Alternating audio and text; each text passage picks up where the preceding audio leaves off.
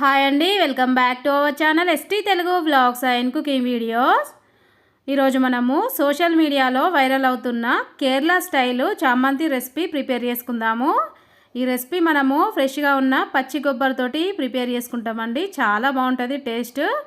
అలాగే ఈ రెసిపీని మనము ఇడ్లీలోకి, దోశలకి, వైట్ రైస్లోకి కాంబినేషన్గా తింటే సూపర్గా ఉంటుంది.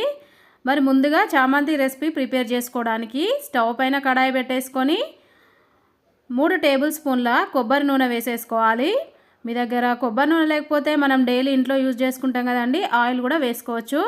ఇప్పుడు ఆయిల్ వేడైన తర్వాత 6 ఎండుమిరపకాయలు వేసేసుకోవాలి.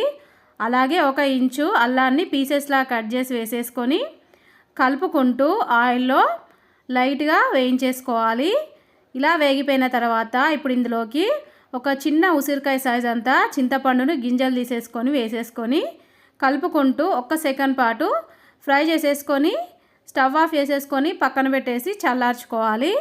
పూర్తిగా చల్లారిపోయినాక ఇప్పుడు ఒక మిక్సీ జార్ తీసేసుకొని మనం ఫ్రై చేసి పెట్టుకున్న ఎండుమిరపకాయల్ని మిక్సీ జార్లోకి వేసేసుకోవాలి. ఇప్పుడు ఇందులోకి 2 పెద్ద సైజు ఉల్లిపాయల్ని పీసెస్లా కట్ చేసి వేసుకోవాలి.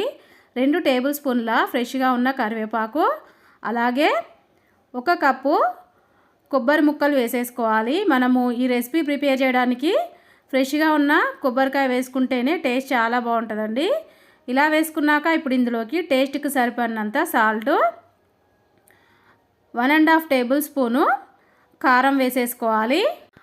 అలాగే ఇందులోకి 3 టేబుల్ స్పూన్ల కొబ్బరి నూనె వేసేసుకొని మిక్సీ జార్ పైన మూత పెట్టేసుకొని మధ్య మధ్యలో కలిపేసుకుంటూ మెత్తటి పేస్ట్ లాగా గ్రైండ్ చేసేసుకోవాలి. మనము గ్రైండ్ చేసుకునేటప్పుడు వాటర్ యాడ్ చేయొద్దండి, ఆయిల్ వేసేసుకొని మాత్రమే గ్రైండ్ చేసేసుకోవాలి. అందుకని చెప్పేసి మనము కొబ్బరి తీసేసుకునేటప్పుడు కొంచెం లేతగా ఉన్న కొబ్బరి తీసేసుకుంటే మనకి తొందరగా గ్రైండ్ అయిపోతుంది. అలాగే టేస్ట్ కూడా చాలా బాగుంటుందండి. ఇలా ప్రిపేర్ చేసుకున్న చామంతి రెసిపీని వేడివేడి అన్నంలో కొంచెం వేసేసుకొని కొంచెం కొబ్బరి నూనె వేసేసుకొని కలిపేసుకొని తింటే సూపర్ టేస్టీగా ఉంటుంది. మీకు కూడా చాలా బాగా నచ్చుతుందండి taste.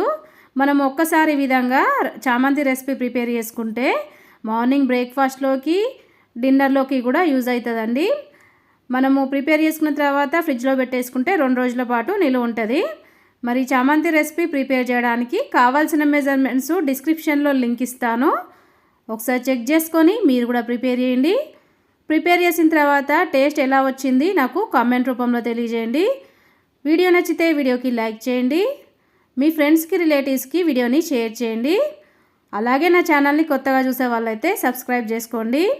Okay, bye friends, next వీడియోతో మళ్ళీ కలుద్దాం.